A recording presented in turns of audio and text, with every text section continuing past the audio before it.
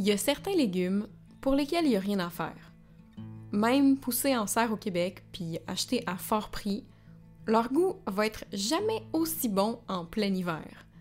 Les tomates, ça en fait partie. Je m'ennuie de manger ces fruits-là, encore chauds du soleil d'après-midi, les pieds nus dans la terre. Je le sais que je vais avoir des tomates dans mon potager cet été, comme à tous les étés.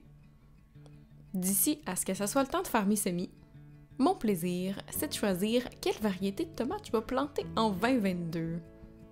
J'ai tellement de choix, mais malheureusement, j'ai un endroit relativement limité où je peux mettre des légumes qui demandent du plein soleil.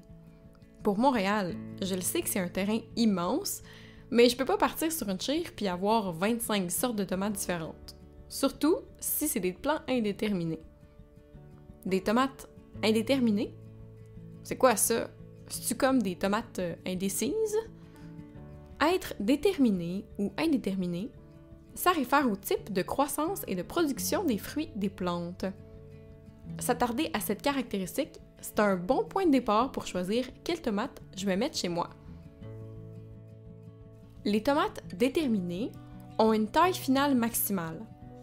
À un moment donné pendant leur croissance, généralement pendant la floraison, ils arrêtent de grandir pour concentrer leur énergie à faire des fruits. Le plant va rester dans ce format-là, même s'il y a de la bonne terre riche, du soleil, de l'eau et tout ce qu'il y a de besoin pour grandir. C'est exactement comme les humains. En quelque part pendant l'adolescence, on atteint notre grandeur finale. Moi, je fais 5 pieds 2 depuis que j'ai 16 ans, puis même en mangeant mes croûtes puis mes légumes, il n'y a rien à faire, je suis poignée à cette grandeur-là.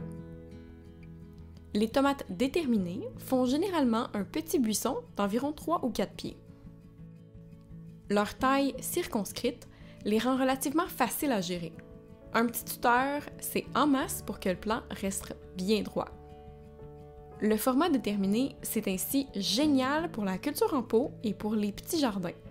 On sait qu'ils vont arrêter de grandir à un moment donné.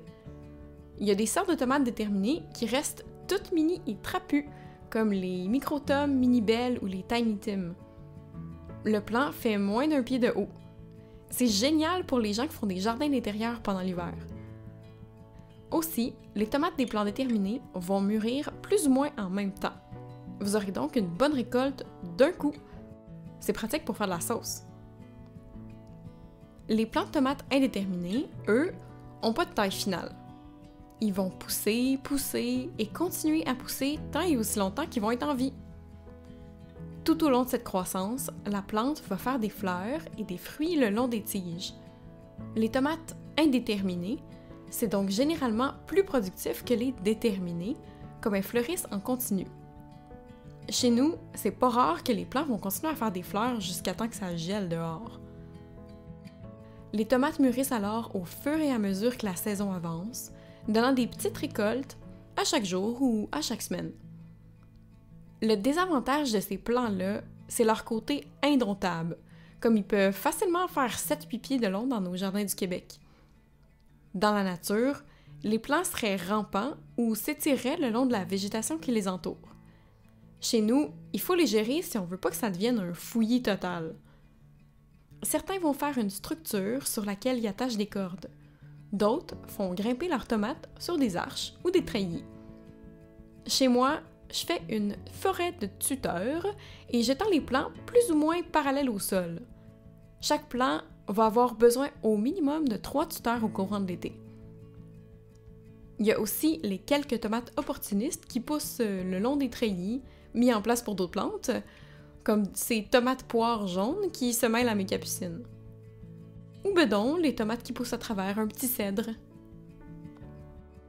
La croissance indéterminée et déterminée, ça s'applique pas juste aux tomates, ni même aux plantes. Pensez aux fèves qui viennent en format nain ou en format grimpant, ou bien encore aux esturgeons qui grandissent lentement, mais sans arrêt, jusqu'à temps qu'ils meurent. Lorsque vous choisirez vos plantes, portez attention à la mention déterminée ou indéterminée afin de choisir le bon format pour votre potager. Si c'est pas indiqué sur le pot ou le sachet de graines, une petite recherche Google du nom de la variété de tomates qui vous intéresse et vous aurez toute l'information nécessaire. On se revoit les mains dans terre, guys! Bye!